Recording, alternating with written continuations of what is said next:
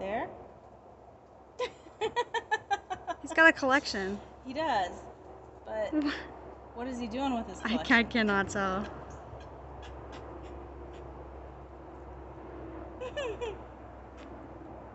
There. No.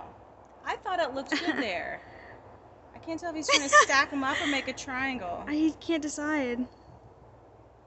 What happens in their brains that like tells them that this is suitable, that this is a good stick, this is a bad stick? Like, it's just like an innate thing that I guess like this is a good food to eat and this is not a good food to eat. Like, He keeps moving in between the same two spots, like he can't decide which one's better. That's where he had it at the very beginning. Are you satisfied? no. No, nothing will satisfy you. I don't know. Maybe if I put it this way. Oh, that looks better.